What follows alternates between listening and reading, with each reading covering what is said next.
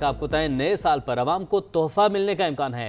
Petroleum मसनूआत की कीमतों में 10 रुपये 60 पैसे फी लीटर तक कमी मुतवक्के। ज़राए के मुताबिक पेट्रोलियम मसनूआत की कीमतों का इब्तदाई वर्किंग पेपर तैयार कर लिया गया। पेट्रोल 10 रुपये 60 पैसे सस्ता होगा।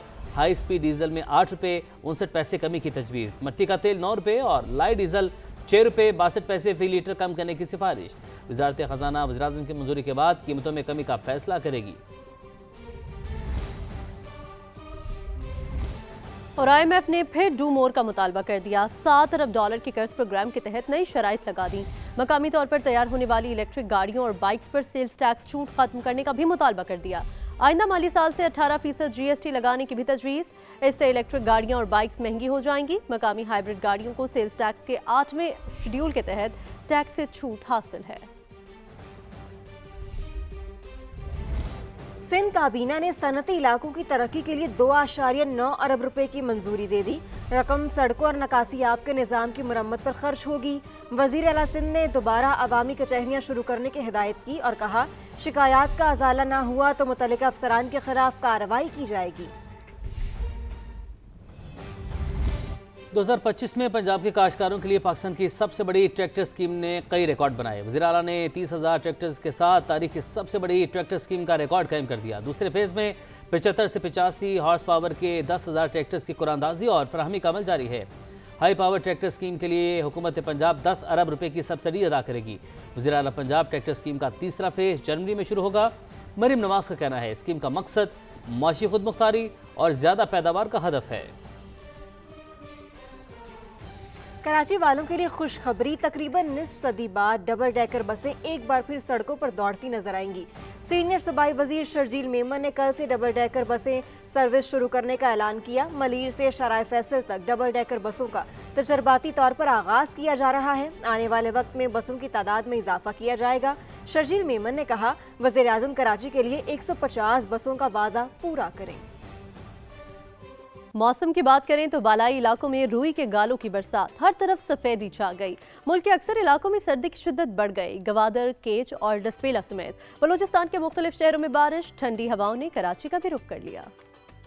हर तरफ बर्फ ही बर्फ। शिमाली इलाकों में मोतियों की बरसात, सर्दी की शिद्दत में इजाफा। चित्राल, स्वात, कलाम, कालाश वैली समेत मुतअद्दिद मकामात पर कई इंच बर्फ पड़ चुकी। मुजफ्फराबाद, ग्रेस वैली, अड़ंकेल और सरगन में हर तरफ सफेदी छा गई। दिलकश मनाजिर।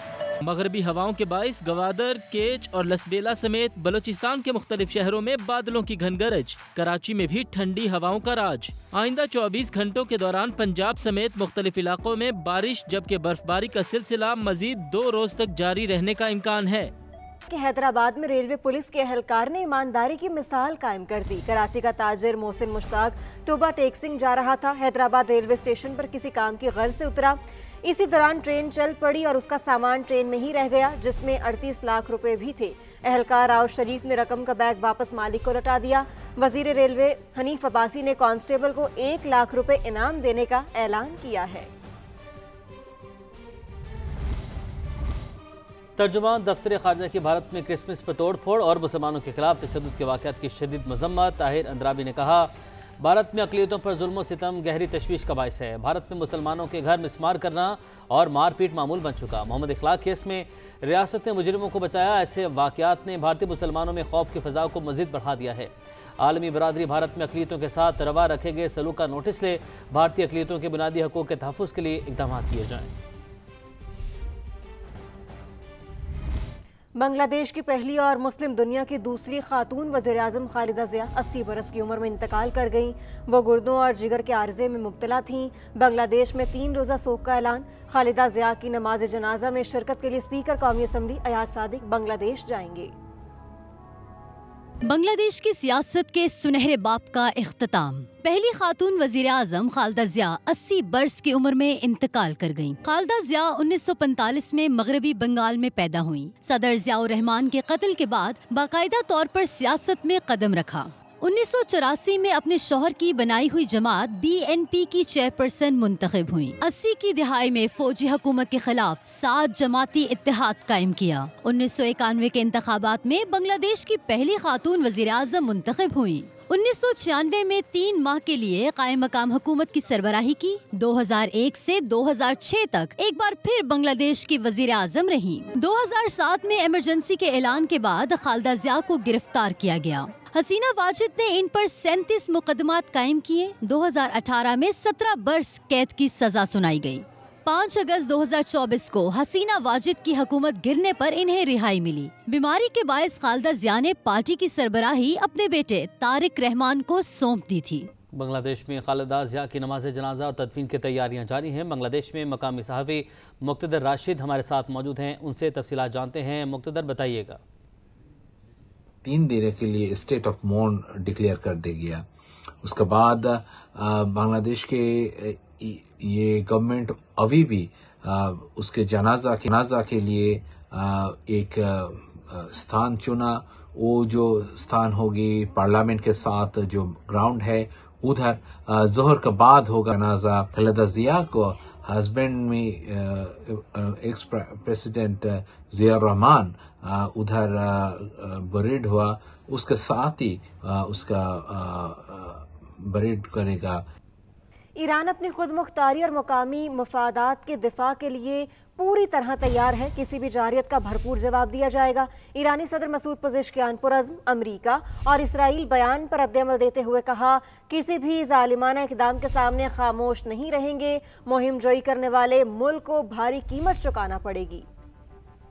आगाज करेंगे बड़ी खबर से। यमन बना मैदान जंग। 2 अहम अरब इत्तेहादी आमने सामने। इत्तेहादी अफवाज ने यमन में यूएई से आने वाले 2 बहरी जहाज़ों को निशाना बना डाला। दावा किया कि मुत्तहिदा अरब अमारात से हथियारों की खेप हदरामौत पहुंचाई जा रही थी।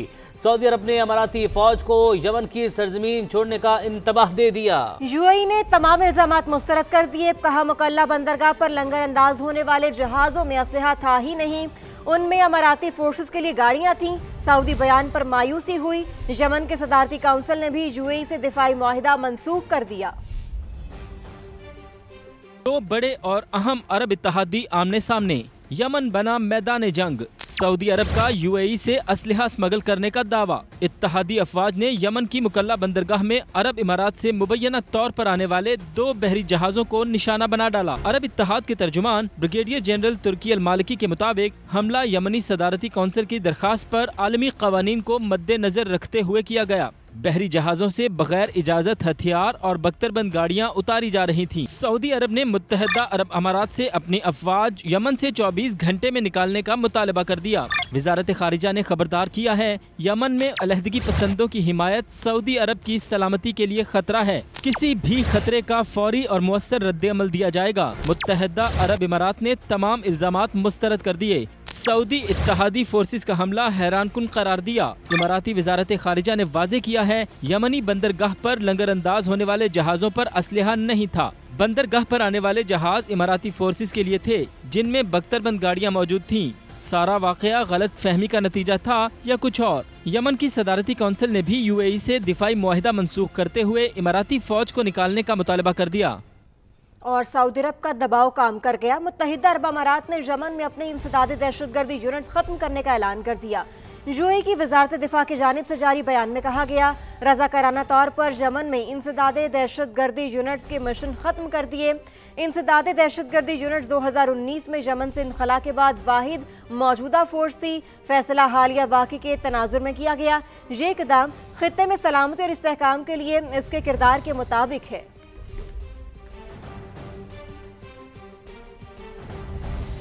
वज़ीर-ए-आज़म की यूएई के सदर से अहम मुलाकात। शहबाज शरीफ रहीम यार खान में शेख मोहम्मद बिन जायद अल नहयान से मिले। 2 तरफ़ा ताल्लुकात को स्ट्रेटेजिक और माशी शराकतदारी में बदलने पर इत्तफाक। तिजारत, तवानाई, IT और दिफा समेत मुतादिद शोबों में ताउन बढ़ाने का अज़्म किया गया। एलामे के मुताबिक मुलाकात में इलाकाई और आलमी अमूर पर भी तबादला ख्याल किया गया। वज़ीर-ए-आज़म ने यूएई में मुकीम 21 लाख पाकिस्तानी की मेज़बानी पर भी अमाराती क़यादत का शुक्रिया अदा करते हुए कहा, बैरून मुल्क मुकीम पाकिस्तानी दोनों ममालिक के दरमियान पुल का किरदार अदा कर रहे हैं। नायब वज़ीर आज़म इसहाक डार का सऊदी वज़ीर ख़ारिजा शहज़ादा फैसल बिन फरहान के साथ टेलीफोनिक राबता। हालिया इलाकाई सूरत हाल पर तबादला ख्याल। पाकिस्तान और सऊदी अरब के ताल्लुकात में मुस्बत पेशरफ पर इत्मीनान का इजहार किया। दोनों रहनुमाओं ने पाक सऊदी 2 तरफ़ा ताल्लुकात मज़ीद मजबूत बनाने के अज़्म का इयादा किया।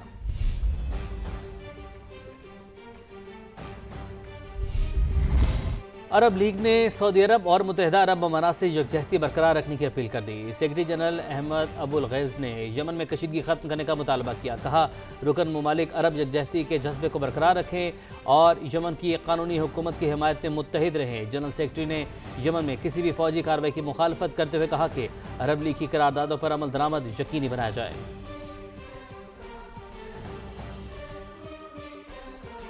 और अब खबर सियासी मुहाज से, जहां चेयरमैन तहरीक इंसाफ ने बानी से मुलाकात की भीख मांग ली। बैरिस्टर गौहर ने कहा, हालात की बेहतरी के लिए बानी से मिलना बहुत जरूरी है। साहिब इक़्तिदार लोगों से गुजारिश है, मुल्क और कौम की बेहतरी का सोचें। बैरिस्टर गौहर ने यह एतराफ़ भी किया कि अचानक मुलाकातें बंद होने में दूसरों के साथ अपनों का भी हाथ है। बोले, मुज़ाकरात का इख्तियार महमूद अचकज़ई और अल्लामा नासिर अब्बास के पास ही है। मुलाकात की जो भीख हम मांग रहे हैं, दूसरों के साथ साथ इसमें अपनों का भी हाथ है। ये सारे साथी इधर आ जाते हैं, ये रुकना, ये रुकावटें डालना। पहले भी तो मुलाकातें हुआ करती थी, ऑल ऑफ अ सडन क्या हुआ? बहुत हो गया है। तहरीक अपनी जगह वो जिस शिद्दत से भी चले, लेकिन मुज़ाकरात का कोई अल्टरनेटिव नहीं है। अब्बास खान साहब की कोई ऐसी हिदायत नहीं आई है कि आज के बाद बातचीत नहीं होगी। खान साहब के ये इख्तियारात ये जरूर था कि स्ट्रीट मूवमेंट करे, वो मैंडेट खान साहब ने उनको हिदायत भेजी है सुहेल अफरीदी साहब को। वो चीफ एग्जीक्यूटिव हैं, वो चाहते हैं। जो उन्होंने दौरा किया है लाहौर का, ये भी उनका पर्सनल था। इसमें पार्टी की मशावरत मुज़ाकरात की तरफ प्रोग्रेस उस स्पीड से नहीं हो रही जिस तरीके से हालात तकाजा कर रहे हैं। वो जैसा भी है, लेकिन मैं इख्तियार अचकज़ई साहब और अल्लामा साहब का है और उनकी मर्जी है, लेकिन मैं सारे साहब इख्तियार लोगों से ये रिक्वेस्ट करूंगा कि मुल्क की खातिर, जमहूरियत की खातिर, इस खुदा की धरती पे अब तरस करो। दुश्मन के साथ सीज फायर हुआ, लेकिन हमारा आपस का तनाव खत्म नहीं होगा। आप कोई तरीका निकालें ताकि ये हालात बेहतर हो।